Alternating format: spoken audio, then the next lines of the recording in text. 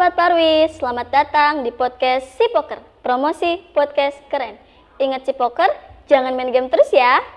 Baik, saya Jihan Hayati sebagai host di podcast kali ini. Di 10 menit ke depan kita akan membincang-bincang mengenai kepramukaan. Dan tentunya saya ditemani oleh Bapak Agung Prasetyo selaku guru sekaligus pembina ekstrakurikuler pramuka yang ada di SMK Negeri 1 Anjatan. Halo Pak Agung, selamat siang. Siang juga. Bagaimana kabarnya Pak? Alhamdulillah baik. Baik ya Pak ya. Bapak akhir-akhir ini lagi sibuk apa sih? Sibuk-sibuk apa ya? Ya biasalah. Apa tuh, sibuk Pak? di rumah atau sibuk di sekolah nih? Dua-duanya. Dua-duanya. Kalau di rumah saya itu karena baru punya anak satu nih. Iya. Jadi meluangkan waktunya untuk si anak Iya, gitu. pastinya. Jadi pastinya juga di rumah memiliki hewan-hewan unik lah ya, karena saya penghobi ya, penghobi ikan hias, penghobi reptil. Itu ikan hias itu diisi gabus-gabus hias gitu, yang biasanya dimakan, dikonsumsi oleh masyarakat, tapi yang saya miliki adalah gabus-gabus hias.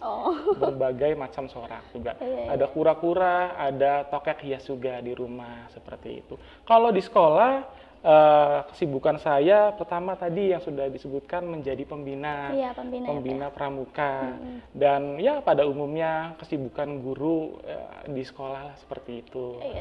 Sebagai pembina pramuka ya Pak ya? Iya, betul. Bapak udah berapa lama sih jadi pembina pramuka? Sesuai SK yang tertulis itu saya mulai bertugas itu di bulan Agustus, tapi SK-nya sudah di bulan Juli pertengahan. Ya, dihitung di bulan Oktober ini kurang lebih 3 bulanan. Masih baru ya Pak ya? Belum lama. Belum lama, betul. Iya. Kira-kira pembina pramuka di sekolah kita tuh ada berapa sih Pak? Pembina pramuka di sekolah Parwis ya tepatnya ya. Parwis. Itu tahun-tahun kemarin ya masih sama dengan tahun-tahun kemarin, itu diisi oleh Pak Taryadi dan Ibu Sahnas atau biasa disebut Ibu Lala seperti itu. Di tahun ajaran baru ini di 2023-2024 itu pembina putranya saya dan pembina putrinya Ibu Hairunisa. Cuma itu. 2 ya Pak ya? 2 aja, nggak lebih, nggak boleh 3 di antara kita gitu. Kalau boleh saya tahu, Bapak jadi pembina pramuka ini tuh atas dasar kemauan Bapak sendiri atau gimana sih Pak? Ya, dalam pemilihan pembina-pembina eskul lainnya, pastinya bukan karena kemauan sendiri, lantas karena dipilihnya oleh para wakil kepala sekolah yang merumuskan pasti menginginkan adanya perputaran atau pergantian di setiap tahunnya. Mungkin antara 2 atau 3 tahun diganti seperti itu. Pembina pramuka tuh pergantiannya setiap 3 tahun sekali atau kurang tahu ya. Tahun-tahun sebelumnya, sebelum saya ada di Parwis itu ada yang 5 tahun. Tergantung ya, lama. Tergantung gitu. Masa jabatannya bisa juga entah tahun depan saya dipindahkan mungkin ke Paskibraka atau ke PMR, tidak tahu bagaimana nanti atasan saja. Iya.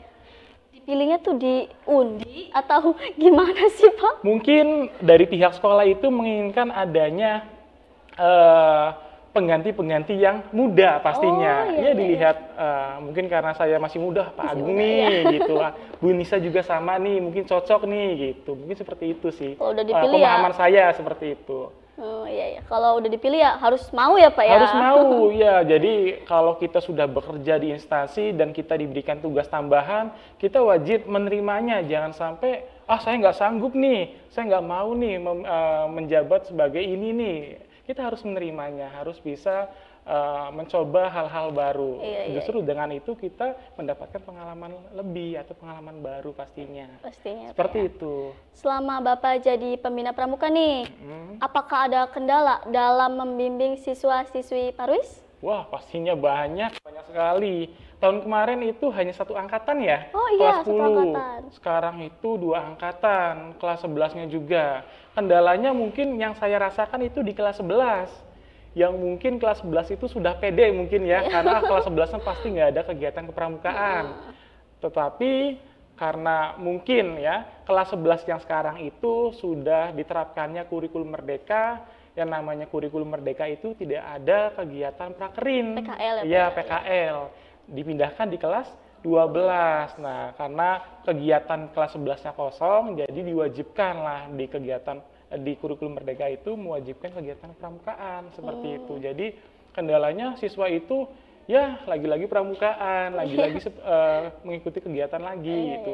Yaitu tugas saya, beban saya yang baru bagaimana untuk siswa itu lebih mencintai lagi coba di kegiatan kepramukaan, jangan bosen dan lain-lain. Itu kalau kendala kayak gitu udah nggak aneh ya Pak ya? Udah nggak aneh, udah lumrah lah. Itu tugas baru saya sih pastinya.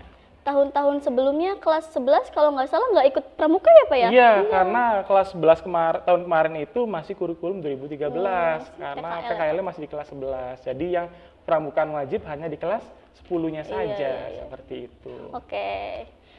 Menurut Bapak sebagai pembina pramuka nih, apa sih tujuan diadakannya kegiatan kepramukaan itu? Ya, pastinya untuk jadi dari tujuannya adanya kepramukaan ini saya juga menginginkan bahwa peserta didik itu memiliki jiwa sosial.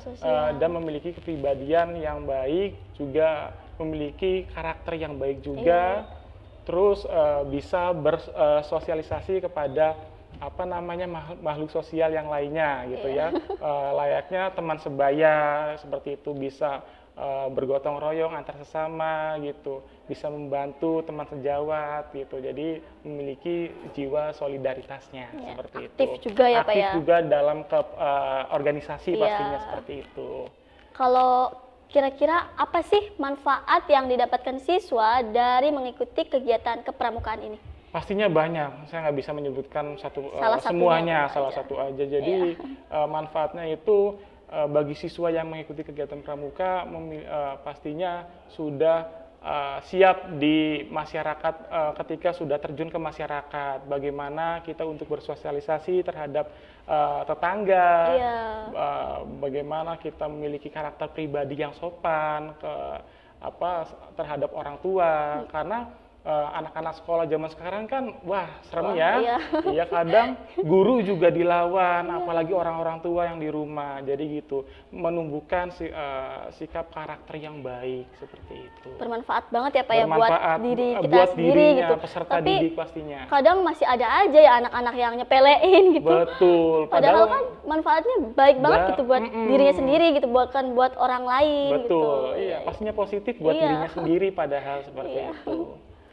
Setahu saya kegiatan kepramukaan di sekolah kita tuh cuma dilaksanakan 2 minggu sekali ya Pak ya? Jadi kegiatan kepramukaan di SMK Negeri 1 Anjatan itu kita hitung dalam 1 bulan ada 4 minggu ya? Iya, 4 minggu. Ada 4 minggu.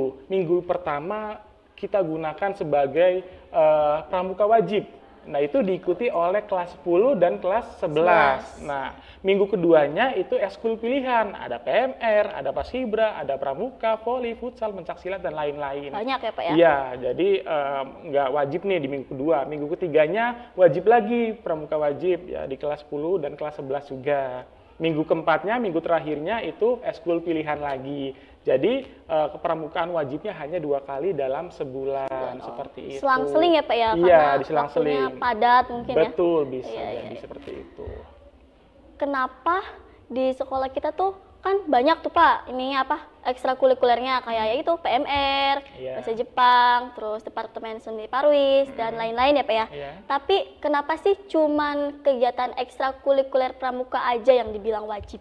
Ya, jadi tadi yang sudah saya jelaskan mengenai tujuan kepramukaan itu.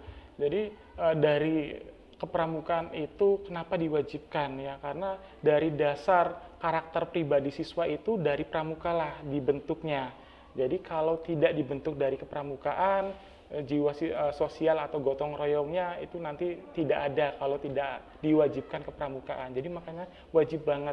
Di dalam kurikulum juga setiap kurikulum pasti mewajibkan kegiatan kepramukaan seperti itu.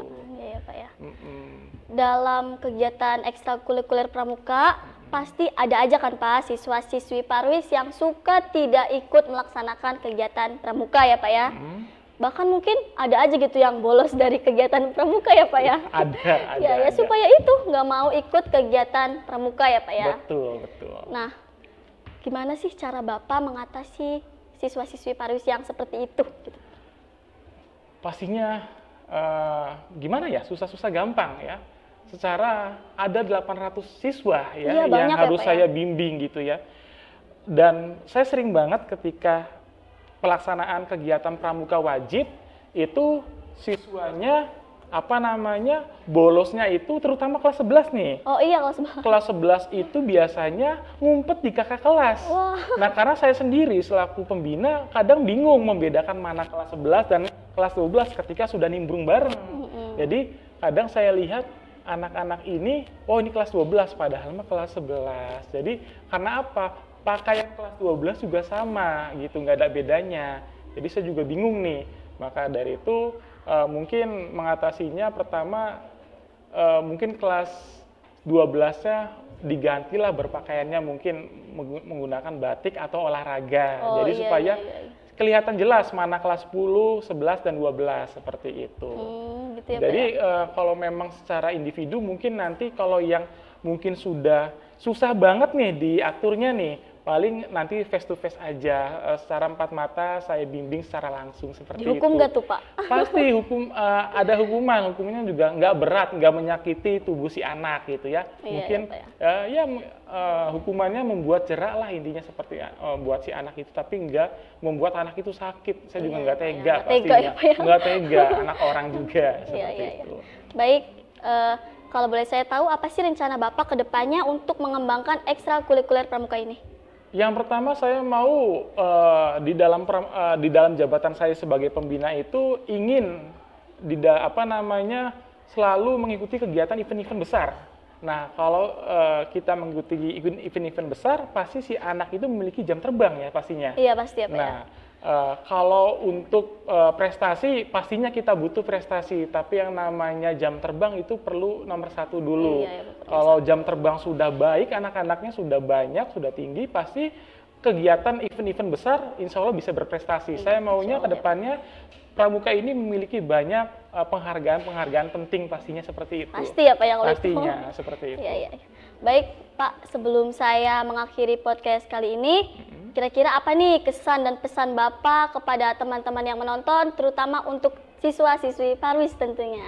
Nggak banyak, cuma ada 4 kata. Ini juga saya kutip dari guru saya, ya, yaitu mari bergerak untuk berdampak. Kalau kita sudah bergerak di hal positif, pasti dampaknya akan positif di sekeliling kita. Seperti Pak, itu. Iya. Oke, itu tadi kesan dan pesan dari Bapak Agung.